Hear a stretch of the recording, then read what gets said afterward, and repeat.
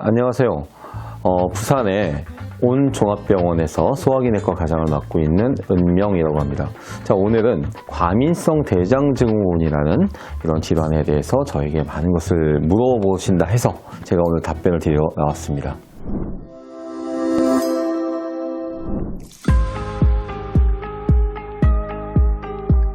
예, 맞습니다. 굳이 비교를 하자면 약 10년 전, 20년 전에 제가 진료실에서 보던 환자군의 질환별 비교를 해봤을 때 과민성 대장증후군 환자의 비율이 전에 비해서, 물론 이제 저만 그렇다고 느낄 수도 있겠지만 아마도 대부분 선생님들이 비슷한 느낌을 가질 텐데 전에 비해서 약 3배에서 4배 정도의 환자 수가 증가한 것으로 저는 직접 현장에서 느끼고 있습니다. 근데 이 과민성 대장증후군이라는 것이 물론 이제 수많은 방송이라든가 이런 데서 많이 보셨을 것이고 또 자기 주변에도 많은 분들이 이런 질환을 겪고 있는데 말 그대로 과민성입니다. 과민성이라는 것이 즉 정신적으로 신경이 예민해진다, 보통 이렇게 표현을 하기도 하고 또는 스트레스에 대해서 굉장히 예민해진다 이렇게 표현할 수도 있죠. 즉 그 뜻처럼 과민성 대장증후군이라는 것은 조금 더 우리가 사회적으로 얘기하면 주변 스트레스에 굉장히 예민하게 내 몸이 반응을 해서 그것이 대장에서 반응해서 나타나는 현상들, 증상들 이런 것을 주로 과민성 대장증후군이라고 표현을 하고 있고, 이 과민성 대장증후군 환자분들이 가지는 증상으로는 양극단의 그 증상이 가장 대표적이에요. 하나는 변비, 또 하나는 무른변이라고 표현한다기보다는 약간 묽은 설사, 물처럼 쫙 쏟아지는 설사가 아니라 그런 무른변과 이 변비가 같이 가는 경우가 있고, 어떤 경우에는 변비만 있는 경우, 어떤 경우에는 무른변만 있는 경우, 이런 식으로 대표적으로 3가지 증상으로 표현할 수가 있어요. 3가지 증상, 자, 변비, 그리고 무른변, 그리고 혼합성, 이런 3가지 증상이 주로 어떤 사람들에게 많이 나타나는가, 제가 하나의 예를 들자면 내가 오늘 아침에 밥을 먹고 또는 매일 밥만 먹으면 식사만 하면 바로 화장실 가는 분들, 근데 그 화장실 가는 분들은 자주 가는 걸 의미하는 거죠. 밥만 먹었다 하면 가요. 이건 정말 자주 가는 거잖아요. 즉 하루에 기본적으로 3번 이상, 또 4번 이상, 또는 어떤 경우는 10번도 있어요. 근데 분명히 이건 설사는 아니거든요. 단순히 가면은 무른변인데 그냥 조금 변이 나오다 말고 이런 경우가 있고, 또 어떤 분들은 무른변은 안 나오는데 3일, 4일, 5일 동안 변을 못 봐요. 자, 변만 봤다 하면 또 너무 딱딱해. 자, 이런 식으로 변비 쪽에 너무 치우치는 경우, 또 어떤 분들은 내가 화장실이 항상 급하신 분들, 예를 들어서 우리가 친구들하고 어디 멀리 자동차로 여행을 간다 그러면 휴게소 나오면 바로 들러야 돼요. 또는 내가 우유를 먹든가 또는 삼겹살만 먹었다 하면 바로 그날 또는 그 다음날은 화장실에 4번에서 5번을 간다든가, 또 어떤 경우에는 이런 것이 아니라도 나의 위장에 또는 대장에 자극이 될 만한 강한 양념에 의해서 음식이 들어갔을 때 또 자극이 돼서 화장실 자주 간다든가, 굉장히 다양한 현상이 나타날 수 있죠. 근데 이 정도는 어떻게 보면 음식에 의해서 영향을 받는 것이니까 어느 정도는 본인이 스스로 음식을 조절해 가면서 피해 가면서 조금 증상을 완화시킬 수가 있는데, 예를 들어서 이런 게 있어요. 나는 어디 가서 발표만 하려고 해. 자, 오늘 과제 발표해야 돼. 회사에서 프로젝트 발표해야 돼. 그날만 되면 아침부터 화장실 자주 간다. 또는 발표하면서도 장이 불편해져서 화장실이 자꾸 급해진다. 예를 들어서 누군가를 만난다. 선을 본다. 또는 부모님, 다른 친구분의 부모님을 만난다. 이런 어떤 긴장되는 상황들. 또는 내가 시험을 본다. 그러면 약간 긴장이 되죠. 자, 이런 경우에 그때마다 내가 화장실을 자주 간다든가, 또는 그럴 때 변비가 심해진다던가, 이런 현상들이 가장 대표적인 증상이라고 할 수 있습니다. 그렇죠. 이 굉장히 재미있는 속담이기도 하고, 어떻게 사촌이 땅을 사면 배가 아프다, 이게 여기서 왜 나오죠? 이런 얘기가 아마 조금 궁금해 하실 텐데, 이 과민성 대장증후군을 설명하는데 이거보다 좋은 속담은 없는 것 같아요. 여기에서 제가 조금 전문적인 이야기를 덧붙이자면, 뇌장 증상이라는 게 있어요. 근데 이게 뭐냐면 뇌의 어떤 변화가 장에 직접 영향을 미친다 이런 얘기입니다. 자, 예전에 1951년에 미국의 코넬 대학교의 내시경실에서 아주 특별한 실험이 있었어요. 근데 이 특별한 실험은 그 실험 대상자에게 비밀로 했습니다. 왜냐면 그 실험 대상자는 의과대 학생이었고 그 당시에, 그리고 교수님이 이제 학생에게 내가 어떤 실험을 한다는 얘기를 안 한 거죠. 그리고 내시경실에서 자, 우리 직장경 검사를 한번 해보자. 직장경 검사를 통해서 같이 공부한다. 이런 의미로 이제 한 거예요. 자, 학생은 이제 아무것도 모르고 이제 베드에 누웠죠. 직장경 검사를 하고 있는데 초기 한 5분에서 10분 동안에는 장 내부가 특이사항이 없었어요. 안정돼 있고 장도 이완돼 있고. 그런데 갑자기 교수님이 저거 뭐야? 뭐 좀 이상한데? 조직 검사 좀 해봐야 되겠다. 이제 옆에 있는 이제 다른 이제 보조 인력 분들께서 이거저거 막 움직이면서 조직 검사 준비하고, 그러고 이제 조직 검사를 시행을 한 다음에 교수님이 이상한데 이거 암일 수도 있겠어, 이렇게 표현을 한 거예요. 자, 그러면서 이제 이 학생, 즉 실험 대상이 된 학생의 장의 내면이 화면으로 보이는데 점점점 이제 붉게, 그리고 점점점 이게 막 장이 막 수축되고, 이 장의 움직임이 처음에 그런 얘기를 듣지 않았을 때에 비교하자면 장의 움직임이 너무 불규칙하게 수축되면서 충혈되는 이런 모습을 이제 우리가 발견을 하게 된 거죠. 자, 그리고 나서 나중에 다시 딱 교수님이 이거 아무것도 아니네, 이거 걱정 안 해도 되겠다. 그러니까 그 다음에 다시 장이 안정된 그런 상태로 돌아가는 이런 걸 이제 발견을 한 것이고, 이게 하나의 연구 논문으로 발표가 됐어요. 자, 근데 이거는 결국 무엇을 의미하느냐? 즉, 이 학생이 어떤 이야기를 듣고 외부적인 요인에 의해서 정신적인 스트레스를 받은 거죠. 그것이 뇌에 영향을 주고 그것이 결국은 장에 영향을 미친다라는, 즉 뇌장축이라는 이런 현상에 대한 어떤 증명하는 과정이 된 거죠. 그래서 자, 이와 마찬가지로 사촌이 땅을 사는데 배가 아프다. 정말로 우리가 조금 더 나쁘게 얘기하면 뭐 질투를 한다든가 시기를 한다든가 너무 부러워한다든가 이런 것들이 예민하게 그 사람의 정신을 지배했을 때 그것이 직접적으로 장에 영향을 주는 경우가 있는데, 이게 좀 이제 의학적으로 제가 조금 더 설명을 드리자면 시상하부라는 곳이 있습니다. 뇌 안에는. 근데 뇌 안의 시상하부에서 CRH라는 호르몬이 있는데, 이 CRH가 1이 있고 2가 있어요. 뇌의 어떤 부분에 정신적 스트레스에 의해서 영향을 받으면 CRH가 분비가 되면서 CRH1이라는 게 작용을 강하게 하면 위장이 약간 이제 마비가 된다든가 움직임이 둔해지는 현상이 나타날 수 있고, CRH2라는 게 많이 분비가 되면 그때는 이제 대장이나 이런 부분에서 점액 분비가 잘 되면서 장의 움직임이 빨라진다든가 이런 여러 가지, 즉 직접적으로 장에 영향을 미친다라는 이런 이제 과학적 증거가 있죠.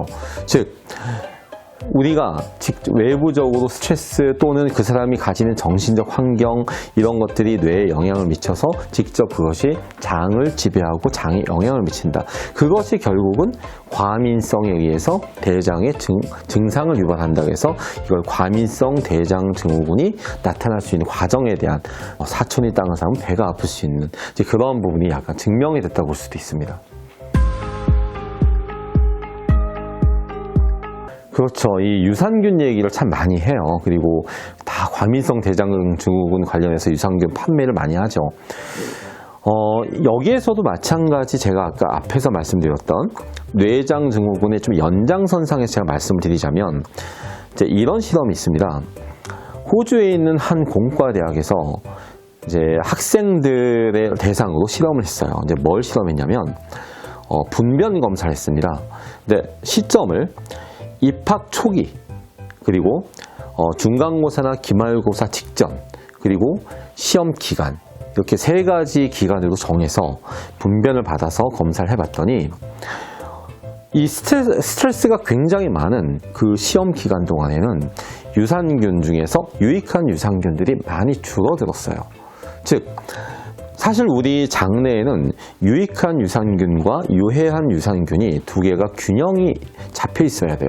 무조건 유익한 유산균만 많아서 좋은 게 아니라, 예를 들어서 유익한 유산균이 한 7 정도면 유해한 유산균이 3 정도, 7:3 또는 8:2 이 정도로 보통 있는 것이 가장 이상적이라고 볼 수 있는데, 특히나 이런 이제 시험 기간 같은 경우 스트레스가 굉장히 많죠. 이 기간 동안에 그 유산균의 균형이 깨지면서 나쁜 유산균이 증가한다는 것을 발견을 하게 된 거죠. 즉, 정신적인 어떤 스트레스, 또 외부적인 스트레스, 이런 것들이 유산균에 직접 영향을 미치고, 또 그것이 뇌에서부터 직접 영향을 받아서 유산균에 영향을 미치면서 장 내부의 증상들을 유발한다라는 이런 실험이 이제 직접적으로 많이 이제 보고가 되었습니다. 즉, 이것처럼 사실 유산균이라는 게 굉장히 중요하다고 볼 수는 있어요. 이 장 건강에. 그런데 한 가지 주의할 점이, 유산균에도 종류가 굉장히 많은데, 우리가 소위 유익한 유산균이 한 16가지 정도가 이제 학계에 보고가 돼 있는데, 그 중에서 사람마다 똑같은 증상을 똑같이 유익하진 않습니다. 자, 어떤 유산균은 내 몸엔 안 맞을 수가 있어요. 저 사람 몸에는 다 잘 맞는데. 자, 그래서 어떤 유산균이, 나는 유산균을 먹고 있는데 변비가 심해진다. 그러면 그 유산균을 먹으면 안 돼요. 바꿔야죠. 하다못해 처방으로 나가는 유산균도 종류가 많거든요. 근데 그 중에서 어떤 유산균을 먹으면 내 어머니 아버지는 좋은데 난 안 맞아. 그러면 그분은 그 유산균이 안 맞는 거예요. 사 먹는 것도 마찬가지죠. 그래서 유산균이 내 장 건강에 도움이 되는 거는 당연히 중요하고 좋은 일이지만, 적어도 내 몸에 맞지 않는 유산균이 있을 수 있다는 거, 그걸 알고 내 몸에 가장 잘 맞는 유산균을 찾아서 꾸준히 복용하는 것이 과민성 대장증후군 환자에게는 매우 좋은 그런 도구가 될 수 있다고 생각합니다. 그렇죠. 아까 제가 초반에 말씀드렸듯이 가장 대표적인 것이 일단은 장이 불편해요. 그러니까 뭔가 이렇게 일을 하고 있으면서도 자꾸 화장실 가고 싶고, 그러니까 우리가 의학적 정의를 바탕으로 이야기를 하자면 일주일에 한 번 내지, 또는 어떤 경우는 한 달에 2-3번 이렇게 표현이 돼 있지만, 실제로 제가 진료실에서 보고 있는 환자들을 보면 그렇지가 않아요. 기본적으로 거의 매일인 경우가 많고, 일주일에 3일, 4일은 기본입니다. 그래서 항상 장이 좀 불편하고 자꾸 화장실 가려고 하고, 이렇게 좀 장이 과민하게 반응을 해서 나를 자꾸 화장실로 불러대는 그런 증상이 있는 경우가 대부분이고, 아까 말씀드린 것처럼 변비가 심한 경우, 우리가 변이라는 것, 배변이라는 것은 하루에 1번에서 2번 정도가 적당하다고 보는데, 3일, 4일, 5일, 6일, 7일 이렇게 못 보는 건 정말 전형적 변비거든요. 근데 그것이 너무 당연하다고 생각하는 경우가 있어요. 그래서 그거는 조금 잘못된 인식이니까 지금부터라도 너무 3, 4일 이상 계속 변을 못 본다. 그러면 어쩌면 이것은 또 하나의 과민성 대장증후군의 형태가 아닌가 생각을 하셔야 됩니다. 자, 치료라는 것을 생각하기 전에 치료에 앞서서 진단이 먼저 돼야 되겠죠. 자, 장이 불편하고 내가 화장실 자주 가고 변비가 심하다, 이런 걸 무조건 과민성 대장증후군이라고 할 수는 없죠. 물론 그에 뭔가 의심되는 증상이긴 하지만, 그래서 제일 중요한 것은 우선은 병원에 가야죠. 자, 의사 선생님을 만나서, 의사 선생님들은 이런 증상을 딱 들으면 물론 과민성 대장증후군을 제일 먼저 의심을 합니다. 하지만 대장 내부에 어떤 병변이 있어서 그럴 수도 있죠. 또는 그 이외에 다른 우리 신체에 호르몬적 영향이 있어서, 또는 다른 질환이 있어서 그럴 수도 있죠. 예를 들자면 꼭 그런 경우가 많은 건 아닌데, 담즙이 장내에 너무 과잉 분비가 된다거나 이럴 경우가 있어요. 자, 그런 경우에도 이 장이 민감해집니다. 그래서 어떤 특정 질환에 의해서 이런 현상이 나타날 수도 있기 때문에, 가능하면 이제 의사 선생님께서 여기에 대해서 이제 배제하는 그런 검사들, 예를 들자면 내시경을 한다든가 CT를 찍는다든가 피 검사를 한다든가 이런 식으로 의료적인 어떤 구별을 하는 그런 과정을 거치고, 그리고 나서 의사 선생님께서 이건 과민성 대장증후군입니다 라고 정확하게 진단을 내리게 되면 일단 그 방향으로 치료를 해야 되겠죠. 그런데 치료라는 것은 우리가 의학적 치료의 가장 기본은 물론 이제 생활 개선이라든가 음식 개선이라든가 이런 것도 있겠지만 이제 병원에서는 현재 이 사람에게 맞는 장의 움직임을 도와준다든가 완화시킨다든가 필요에 따라서 약물 치료를 많이 하게 됩니다. 그래서 약을 처방을 해서 그 약물을 유지하면서 뭔가 좋아지는 과정이 이제 보이게 되면 생활 속에서 나에게 스트레스를 주는 그런 요인들을 점점 배제하게 되겠죠. 예를 들어서 내가 만약에 강의를 하는 경우가 있어요. 자, 보통 이제 교수님들 또는 어디 학원 강사님들 보면 강의하기 위해서 강의 준비를 참 많이 하는데 내가 강의 준비하면서 너무 스트레스를 많이 받으면서 하는 그런 경향이 있다. 그럼 그런 거 개선을 해봐야죠. 그리고 무언가 내가 외부에서 어떤 이야기를 들어요. 직장 다니면서 스트레스 받는 분들이 있잖아요. 그럼 그럴 때 나는 남들은 안 그러는데 왜 나는 별거 아닌 걸로 이렇게 깊은 생각을 하지? 이런 게 있으면 그런 것도 이제 정신적으로 좀 완화시키는 이제 이런 훈련도 필요할 것이고, 그래서 필요한 경우는 내가 정신적으로 안정이 잘 안 되는 경우는 정신과적 도움을 받는 경우도 있습니다. 그래서 이렇게 다양한 진료 과정으로 진단을 내리고 거기에 맞게 약물 치료한다든가 이제 병원을 통해서 치료하는 게 가장 적당하다고 봅니다. 그렇죠. 사실은 이 식생활에 의해서 오는 경우가 제일 많아요. 물론 이제 제가 단정할 수는 없는데 과민성 대장증후군 환자분들을 제가 진료실에서 진료하면서 가장 많이 물어보는 게 혹시 우유 드시면 불편하지 않으세요? 라고 물어보면 정말 10명이 한 6명은 그렇다고 대답하세요. 그러니까 유제품이라는 것은 우유가 들어가는 건 이제 생우유 또 라떼, 초콜릿 그리고 아이스크림, 또는 아이스크림이 이제 우유가 들어가는 면도 있지만 너무 차가운 거, 자극이 됐을 때, 또는 이제 유제품 말고 또는 어떤 너무 자극이 되는 이제 너무 짜거나 너무 매운 거, 또는 기름기가 굉장히 많은 음식들, 뭐 예를 삼겹살이라든가, 자, 이러한 어떤 특정 음식들에 대해서 자기 자신의 장이 적응이 잘 안 되는 경우가 있어요. 그런 경우는 그것이 하나의 장 내 스트레스를 주는 유발 요인이 되니까 일단 그런 것들은 하나씩 배제해 나가고 자기가 식생활에서 줄여 나가야죠. 일단 그런 노력이 제일 중요하고, 그 다음 이제 중요한 것이 정신적으로 내가 어떠한 경우에 스트레스를 많이 받는가, 그런 스트레스에 대해서도 굉장히 줄여 나가야 돼요. 실제로 지금 현재 저희 병원에 입원해 계시는 환자분 중에서는 정말 배가 너무너무 아파서 응급실 통해서 이제 입원을 했어요. 어느 정도 약을 쓰면서 좀 좋아졌는데 퇴원하려고 해서 잠깐 외출 나갔다가 자기 회사에 가서 동료와 이야기하고 회사 상사와 이야기하고 왔는데 그날 밤에 또 너무 아픈 거예요. 한마디로 이거는 정말로 회사 상사, 회사의 어떤 환경 속에서 이 사람이 가지는 그런 스트레스가 굉장히 많았던 거죠. 그래서 이제 이 부분에 대해서 좀 더 깊이 상담을 해봐야 되겠다. 그래서 이제 저희 정신과 선생님께 도움을 요청해서 상담을 해봤더니 정말 이분이 그 회사 내에서 예를 들어서 이제 현재 실직의 위기에 있는 거예요. 근데 그 속에서 자기의 스트레스가 너무 강해서 일단 회사와 관련된 무언가만 딱 이렇게 접촉을 하게 되면 이 스트레스가 너무 강하다 보니까 위장이 계속 막 소위 말해서 쥐어짜듯이 이렇게 아프다는 거죠. 근데 이런 부분이 좀 완화가 됐거든요. 그리고 나서 저희가 치료하는 과정에 이제 부모님들을 불렀죠. 부모님들과 또 가족과 자주 이야기를 나누면서 좀 대화를 많이 하도록 이렇게 유도를 했는데, 알고 봤더니 이분이 그동안에 부모와도 또 가족과도 대화가 너무 없었던 거예요. 그러니까 이런 부분에 대해서 뭔가 자기 자신의 스트레스를 같이 공유하고 풀어나갈 수 있는 이런 도구가 없었던 거죠. 그러니까 이러한 부분들이 해결이 되고 나니까 지금은 식사를 굉장히 잘하고 이제 퇴원해도 되겠다, 이런 식으로 지금 진행이 되고 있는 환자분이 계십니다. 그래서 과민성 대장증후군이라는 질환은 말 그대로 과민성이 기반이 된 겁니다. 그럼 그 과민성의 원인이 무엇인가? 이것이 음식이 될 수도 있고 환경적 요인이 될 수도 있고, 그래서 이런 부분을 잘 찾아서 일단 회피하는 거, 회피하면서 의학적인 약물 치료가 필요하다면 병원의 도움을 받아서 약을 복용하고, 그러면서 점차 안정될 수 있게 그렇게 자기 관리하는 게 굉장히 중요하다고 생각을 합니다. 아마 제가 당부할 말씀은 정말 중요한, 지금 많이 한 것 같아요. 근데 진짜 중요한 거 한마디만 더 할게요.